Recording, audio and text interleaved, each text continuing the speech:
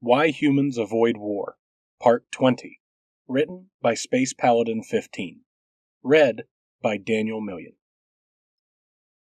The destroyer functioned as bait in a way, forcing the human fleet to overextend.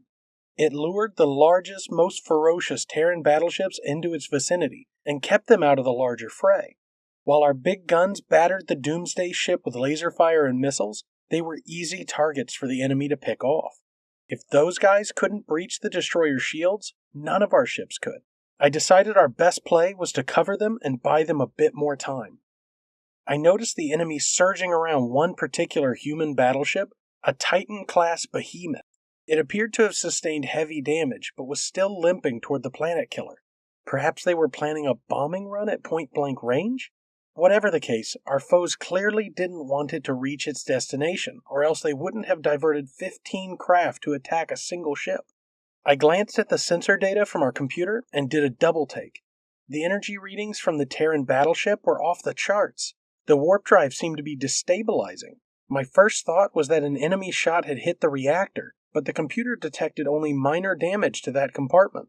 Rather, it appeared the humans had shut off the cooling system, as though they were trying to cause a quantum meltdown on purpose.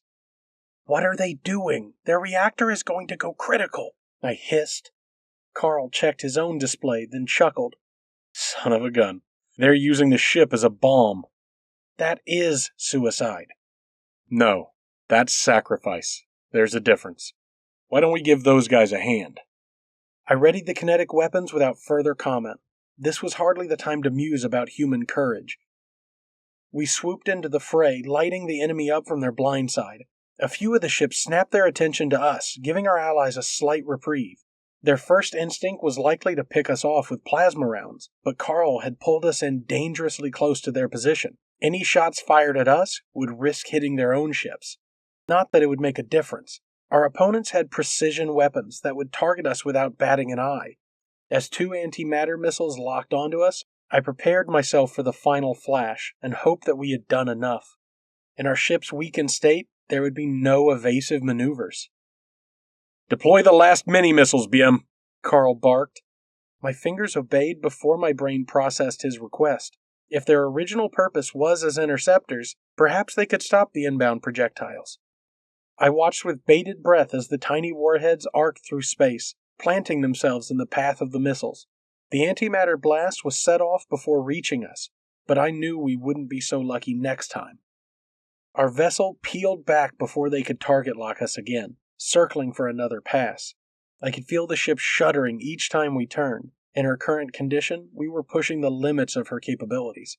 The warning lights panel looked like abstract art, with more colorful indicators blinking to life every second. Most of the enemy craft had turned their focus back to the suicidal battleship. It was easy enough for them to brush off any Terran skirmishers that came to their allies' aid. However, one of their fighters had tracked our movement and veered off from the pack. It was zipping towards us at full speed, plasma weapons primed for the kill.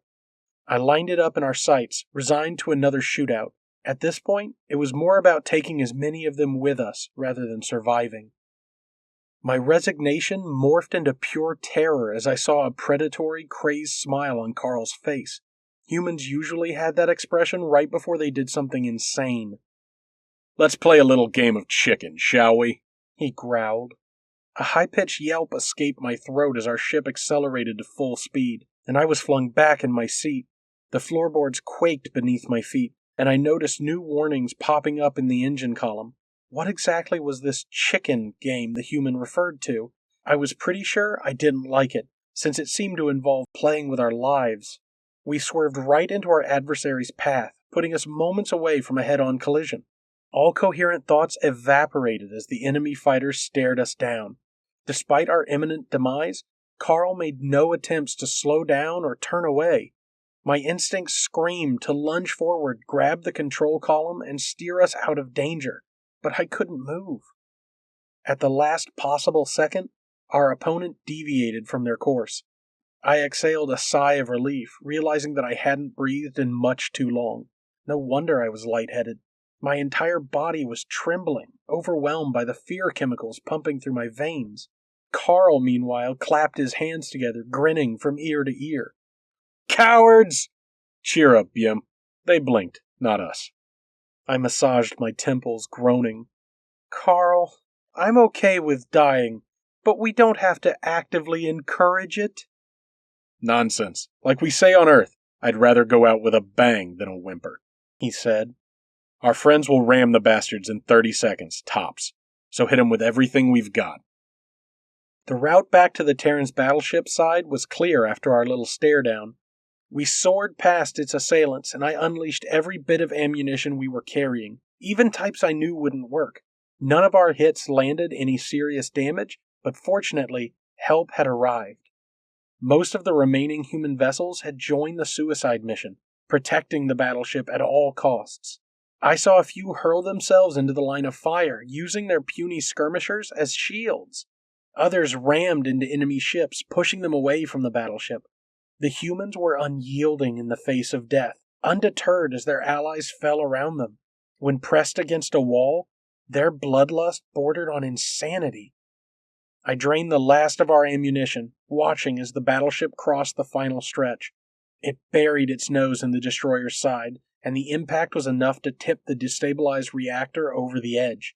The meltdown unleashed staggering amounts of energy on the planet killer's insides, and to my amazement, it burst apart at the seams. The once untouchable destroyer fractured into several pieces, which began to crumple in on themselves. Our sensors detected magnetic fluctuations, hinting that their own reactor was cascading out of control. It teetered on the edge of order and destruction for a few tense moments before spilling into chaos. The scraps of the mighty ship fused together into a deformed monstrosity, folding up like a paper ball. Our communications crackled to life, startling me. Whatever had been jamming our transmission must have been aboard the destroyer. The voice belonged to the same officer who had tried to stop us earlier. All Terran ships, you are ordered to retreat. Abandon system. I repeat, abandon system. Get word back to Earth at all costs. I was shocked to hear the word retreat called out over our feed. I hadn't been certain the word even existed in the human lexicon. Carl leaned forward, a frown on his face. Sir, what about the refugees? Oh, it's you. The officer's tone carried a mixture of disdain and disappointment. You guys bought us some time. We're sending transports out now. Whether we can warp out before we get shot down, I don't know. The Devourers will be on you in seconds. They're everywhere. You need an escort. We're probably going to die, I'm aware.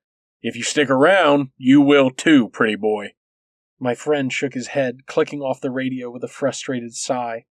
He glanced back at me, sympathy in his gaze. No doubt he was aware of our lack of ammunition and the damage to our ship.